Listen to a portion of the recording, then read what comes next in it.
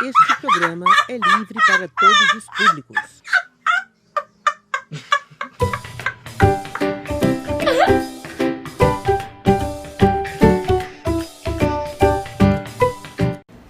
Padaria.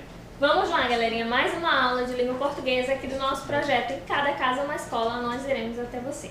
Como você sabe, nós estamos estudando conteúdo de sintaxe. Na última aula eu apresentei para você alguns conceitos básicos para a gente entender do que trata a sintaxe.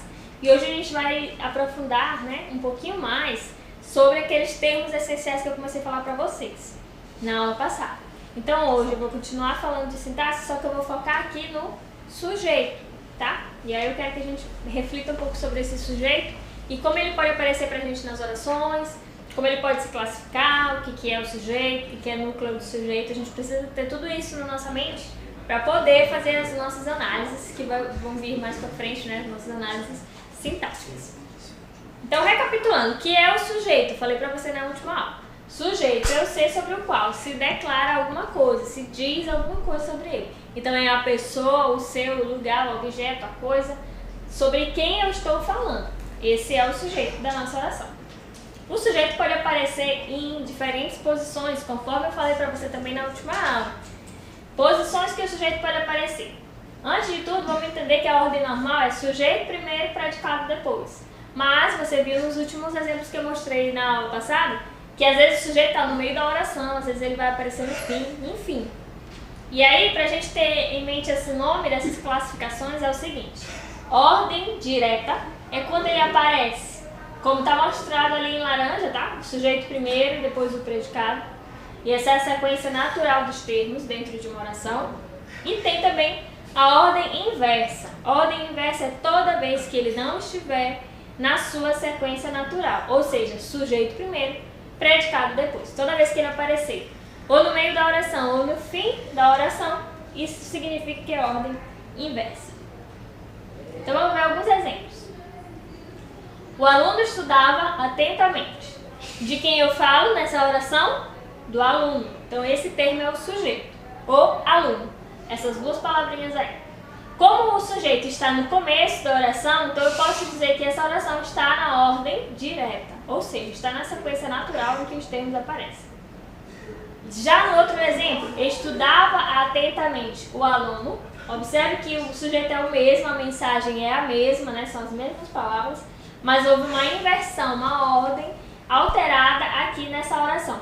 Então o sujeito passou a vir lá para o final da oração, E aí com isso eu já não tenho mais ordem direta, e sim ordem inversa. Atentamente o aluno estudava, a mesma mensagem, só que agora o sujeito ficou bem no meio da oração. Então o predicado foi dividido aí no meio para poder inserir o aluno. Ordem também inversa. E em estudava o aluno atentamente, o aluno é o sujeito sempre, nesse exemplo. E aí o predicado ficou também dividido, como o exemplo acima.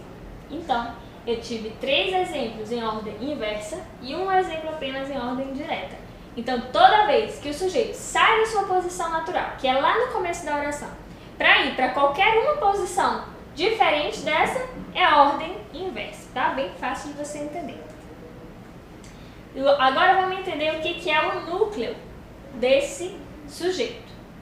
Núcleo vai ser sempre a palavra principal. Às vezes a gente aprende lá no fundamental que o núcleo é a palavra mais importante, Então você vai ver que é a palavra que mais tem relação à equação verbal. Então vamos analisar. Um gato de pelos longos dormia no telhado. De quem eu estou falando nessa oração?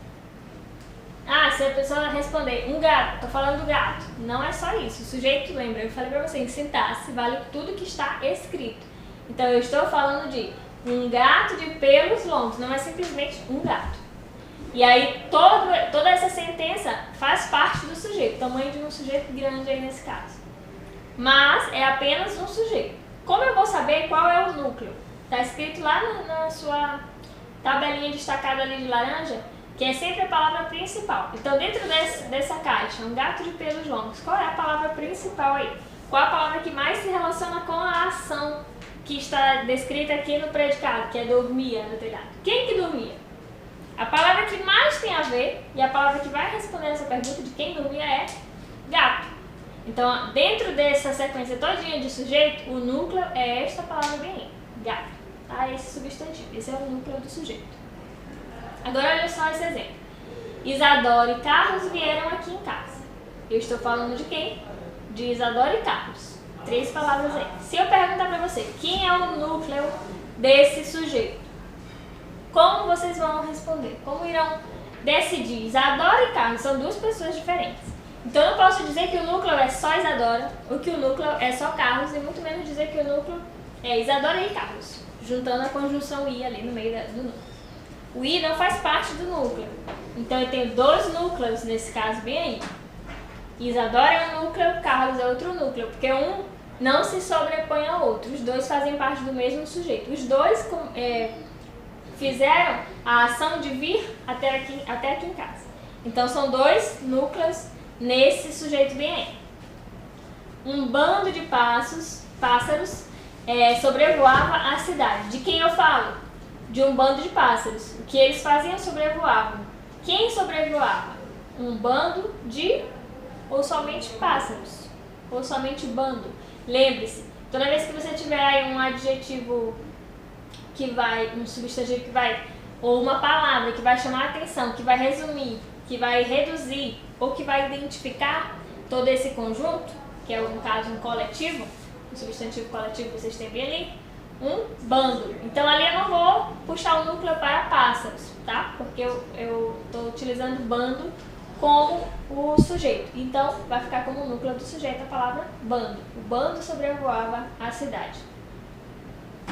Os tipos de sujeito eles podem se classificar da seguinte forma: ou eles são determinados ou eles são indeterminados. E existem os casos de oração sem sujeito, como você viu também na aula anterior, mas que hoje a gente vai aprofundar um pouquinho mais. Os casos de sujeitos determinados são 3: simples, composto ou oculto, que também pode ser chamado de desinencial, que também pode ser chamado de elíptico. Por que ele tem esse monte de nome? Oculto porque ele é uma coisa que não vai estar explícita, né? Não vai estar aparecendo diretamente na frase. Desinencial, você estudou com o professor Valdo sobre processo de formação de palavras, e lá você viu que tinha um termo chamado desinência, que é aquele que fica no finalzinho da palavra. Então é justamente por isso que o tipo de sujeito também pode ser chamado de desinencial, porque através da desinência a gente vai descobrir quem é. E elíptico, você estudou comigo uma figura de linguagem chamada elipse, que é para evitar uma repetição, uma redundância. Então ele pode ser chamado dessas 3 formas, e todas as 3 estão corretas.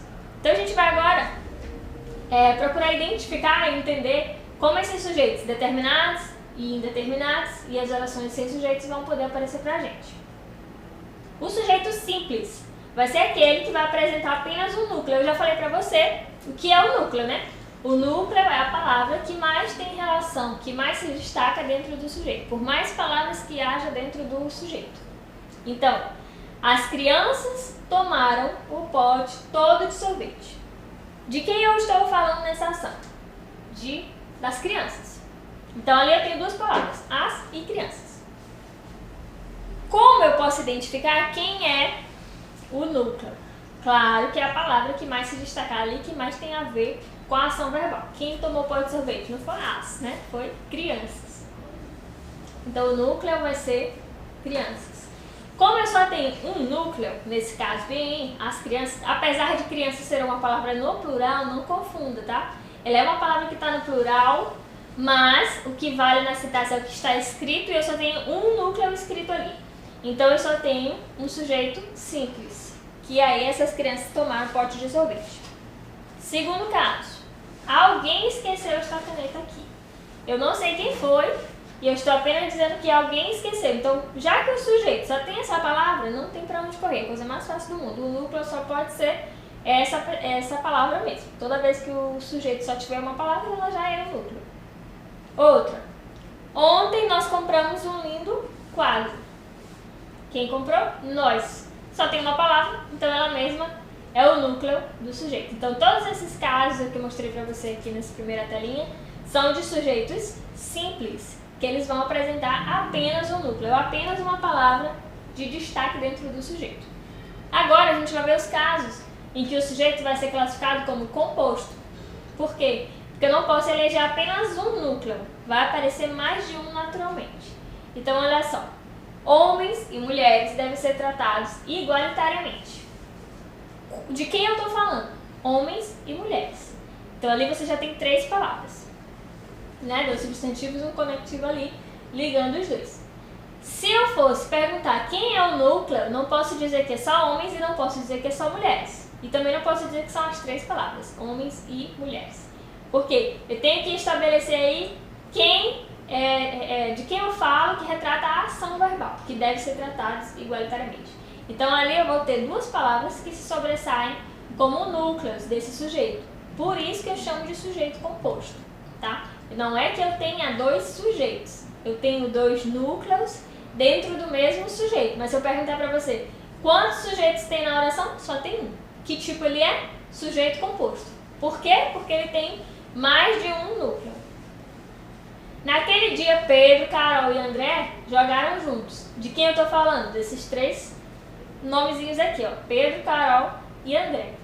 Então, obviamente, se eu for perguntar quantos núcleos há, 3 núcleos. Porque eu estou falando de 3 pessoas. Não posso tirar uma em detrimento da outra.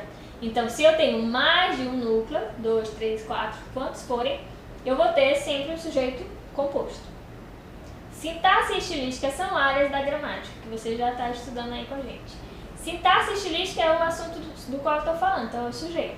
E aí funciona igual ao primeiro exemplo lá. Tanto sintaxe quanto estilística são as 2 palavras que se relacionam com as áreas da gramática. Então, sujeitos compostos nesses 3 exemplos que eu mostrei para você. Pode aparecer com 4 núcleos, 5 núcleos, depende muito do que esteja escrito aí no seu exemplo, tá? Então, só analise. Não é certo eu dizer que há mais de um sujeito, e sim que há mais de um núcleo. Porque só vai haver mais de um sujeito se fosse um caso de haver verbos diferentes para ações diferentes, tá? Sujeito oculto, ou elíptico, ou desinencial, que a forma você queira chamar, pode chamar de qualquer forma. É aquele que não está explícito, não está claro, mas que a gente consegue identificar facilmente pela desinência verbal. Por isso que ele pode também ser chamado de sujeito desinencial. Então, quando eu digo assim, iremos à praia no próximo domingo, você já consegue claramente identificar quem é o sujeito da oração. Iremos à praia. Eu não posso dizer eu iremos à praia, e nem tu iremos à praia, ele iremos à praia, porque nenhuma dessas pessoas vai estar correta com a conjugação verbal que você está estudando lá na aula de verbo do professor Valdo. Então, a única pessoa que cabe certinho ali naquele espaço antes de iremos é nós. Nós iremos à praia no domingo. Então, se eu não quiser escrever o nós, quiser deixar ele oculto, vai ficar tranquilo e fácil da pessoa entender. Ó. Iremos à praia no próximo domingo. Então, pela desinência, pelo finalzinho da palavra que vai aparecer lá depois do radical do verbo, eu consigo identificar quem é o sujeito. E por isso eu preciso colocar ele explicitamente. Então o sujeito aqui ele vai ser chamado de oculto, ou de elíptico, ou de desinencial. E se perguntarem quem é o sujeito é nós. A pessoa do discurso aí é nós. Cheguei atrasada. Eu não posso dizer tu cheguei atrasada. E nem ele cheguei atrasado. Nenhuma dessas pessoas vai casar aí nessa conjugação verbal. A única que vai dar certo é a primeira pessoa do singular. Eu cheguei atrasado. Então, facilmente você identifica quem é o sujeito dessa oração, o sujeito oculto, ele. Dormiu até tarde. Dormiu é uma referência à terceira pessoa. Pode ser ele dormiu, ela dormiu, você dormiu até tarde, tá? O sujeito oculto aí vai combinar com ele ou ela. Então, pela desinência, você consegue identificar. Esse é o sujeito oculto, ou elíptico, ou desinencial. Próximo tipo de sujeito. Sujeito indeterminado. Observe, não é oculto, tá? Não confunda as coisas. O oculto ele não está escrito, mas você consegue identificar. O indeterminado, como o nome já está dizendo, não é possível identificar, ele está indeterminado. E aí eu posso indeterminar esse sujeito intencionalmente ou porque eu não sei de quem se trata. Como eu posso indeterminar esse sujeito? De 2 maneiras. A primeira delas é colocando o verbo na terceira pessoa do plural, ou seja, na conjugação do eles, né? Em frases isoladas, tá? Tem que ser em frases isoladas onde não haja nenhuma referência anterior. Porque se eu já tiver feito uma referência anterior, aí esse sujeito passa a ser determinado e não indeterminado. Por exemplo, os alunos vieram para a escola. Eles não trouxeram o material. Então esse eles aqui não vai ser indeterminado, porque eu já falei anteriormente de quem é que eu estou citando, que são os alunos. Então aqui no contexto ficou claro quem era o sujeito. Eles não trouxeram material. Agora, se eu chego do nada e digo, eles não trouxeram material, aí vai ficar uma coisa de não se saber quem foi. Mas não pode estar escrito o pronome eles, tá? Estou apenas dando um exemplo aqui para você entender como é que vai acontecer. Aí eles vão aparecer na frase assim, ó, somente o verbo sem o pronome antes, porque se o pronome aparecer vai ser sujeito simples, né? Então vai ficar assim, ó, sujaram a sala toda. Eu não sei quem foi, eu apenas apresentei o verbo para você ali na terceira pessoa do plural. Seria eles sujaram. Mas aí você pode dizer assim, professora, mas você falou que lá no sujeito oculto, pela terminação do verbo, pela desinência, dá pra gente entender quem é. Então sujaram é a conjugação de eles, então o sujeito é eles. Sim, mas eles quem? Eles ou elas, quantos? De onde? Não se tem essa informação. Por isso que quando se coloca o verbo na terceira pessoa do plural, ele fica indeterminado. Sujaram a sala, falaram mal de você, fizeram isso. Então fica indeterminado, porque eu não sei quem é exatamente. Por mais que isso esteja ali no ar, mas sintaticamente não se sabe quem é o sujeito. Outra maneira de se indeterminar o sujeito é colocando ele na terceira pessoa do singular mais o pronome si. Essa partículazinha aí vai ser chamada de índice de indeterminação do sujeito. Então não tem nem como você esquecer. Quando aparecer o verbo na terceira pessoa do singular e o pronome si, ele está aí como índice de indeterminação do sujeito. Isso daí só vai poder acontecer com os verbos que não apresentam um complemento direto, que não são verbos transitivos diretos. Ou seja, com os verbos intransitivos, com os verbos transitivos indiretos e com os verbos de ligação. Vamos ver nos exemplos. Vive-se melhor agora. Verbo na terceira pessoa, ó, vive, e a partícula si, vive-se. Mas quem vive melhor agora? Isso não está explícito. Então, por isso que é um sujeito indeterminado. Estou falando no geral. Vive-se melhor agora. E aí é um caso de verbo intransitivo, viver. Precisa-se de vendedores. Quem precisa, precisa de. Então aí é um verbo transitivo indireto.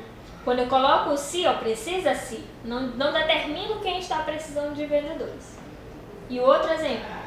Sempre se fica tenso nessas situações. Ficar é um verbo de ligação. Então quando eu junto ele com o se, ali, eu estou fazendo uma indeterminação do sujeito. Não estou dizendo quem é que fica tenso. Eu estou generalizando. Sempre se fica tenso nessas situações. Então, o sujeito indeterminado é aquele que não vai ser possível a gente identificar exatamente quem é. Por essas duas cláusulas, vamos dizer assim. Ou colocando o verbo na terceira pessoa do plural, sem fazer nenhuma citação anterior, ou colocando o verbo na terceira pessoa do singular mais o pronome si. Tá? São essas duas formas de encontrar ou de se fazer um sujeito indeterminado. Aí você deve se lembrar que eu falei que existem as orações sem o sujeito. Porque eu falei para vocês também que na oração os termos essenciais mesmo, vai ser o predicado. Então a oração sem sujeito é aquela que vai aparecer com os verbos que são impessoais. São os verbos que indicam fenômenos naturais, conforme a gente viu na última aula, porque os fenômenos naturais a gente está dizendo que são naturais. Não depende de nenhum de nós para que eles aconteçam. Então, se eu disser choveu muito hoje, chover é um verbo que não depende da ação humana. Ele chove, a chuva acontece, e aí ninguém manda nem ela começar e nem ela parar. Então, choveu muito ontem, não tem sujeito para essa ação. Acontece. Ali ventava bastante, ventar também, um verbo que expressa um fenômeno natural. Outros verbos impessoais.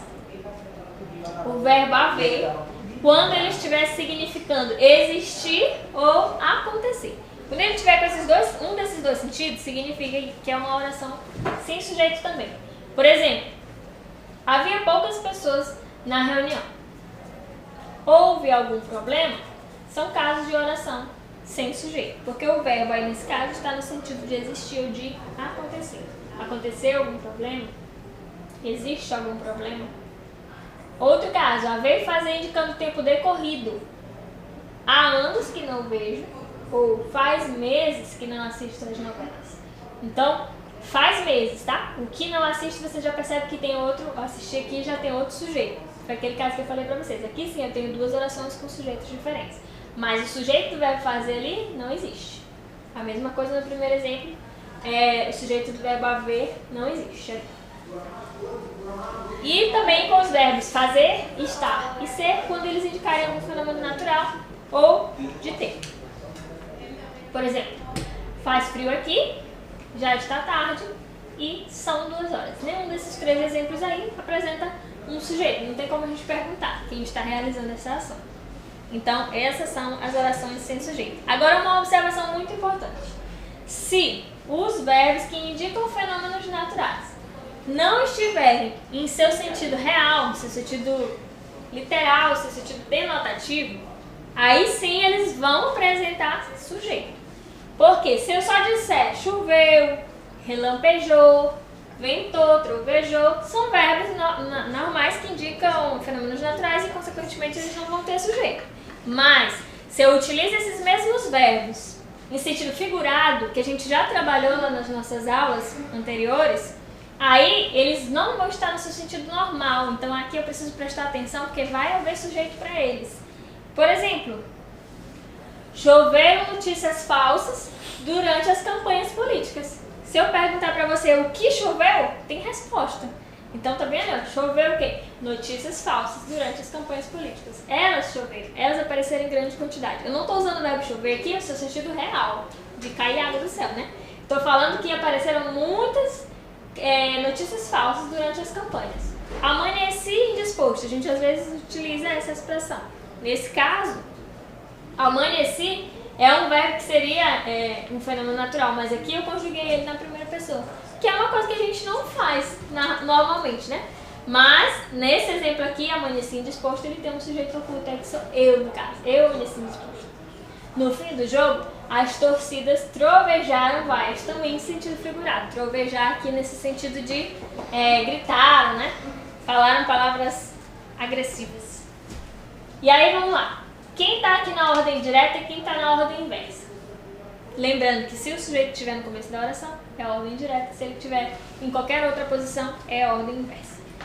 Todos assistiram comovidos à notícia do acidente. Quem é o sujeito? Quem assistiu comovido à notícia do acidente? Todos.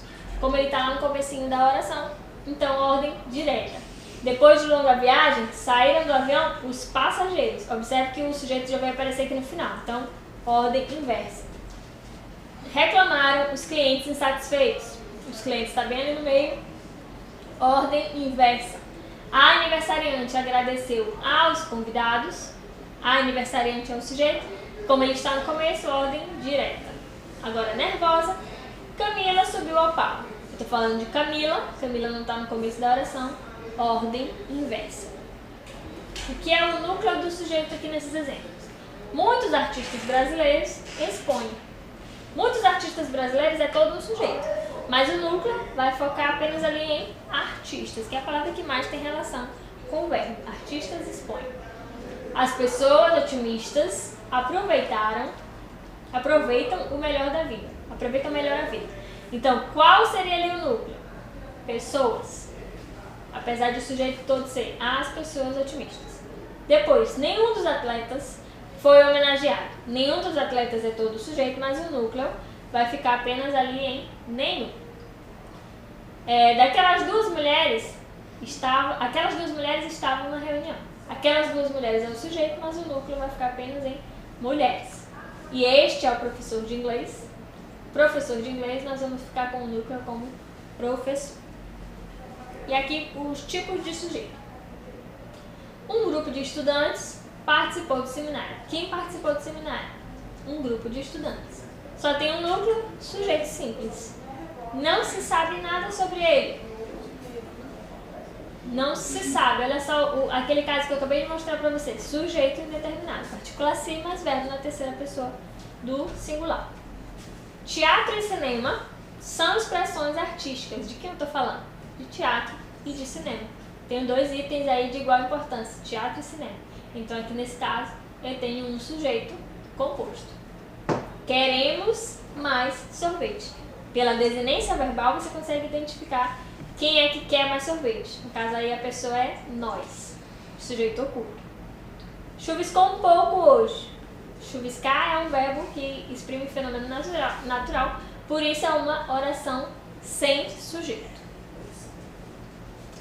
Sujeito oculto ou sujeito indeterminado, para não confundir mais. Peguei um livro emprestado. Oculto dá para eu identificar pela desinência, indeterminado não. Sujeito oculto ali, eu peguei. Pelo finalzinho do verbo você entende. Esqueceram um caderno na sala. Quem esqueceu? Eles esqueceram, mas eles quem? Então, toda vez que tiver na terceira pessoa do plural, sujeito indeterminado. Ana e João viajaram para São Paulo e conheceram diversos museus. Tá destacado o verbo conhecer. Aí você poderia cair aí no erro de dizer que seria um sujeito indeterminado, porque ele está na terceira pessoa do plural. Mas eu expliquei para vocês que se houver uma referência anterior, então não é sujeito indeterminado. Então, de quem eu falei? De Ana e de João, estão na mesma oração. Então, olha só, estão na mesma sentença. O sujeito aqui não é indeterminado. O sujeito está oculto porque eu não vou repetir. Está lá no comecinho. Gostávamos, nós gostávamos. Então, o sujeito oculto. E comentou-se, sujeito indeterminado, porque não está dizendo quem foi. Tá? Então, esse foi o nosso primeiro estudo, começando aqui sobre os casos de sujeito que a gente vai encontrar dentro das orações. Ainda falta a gente falar sobre os predicados e outros assuntos mais da sintaxe. Então, se você perdeu alguma aula, vai lá no nosso canal, CEMED Rosário MA, e assista.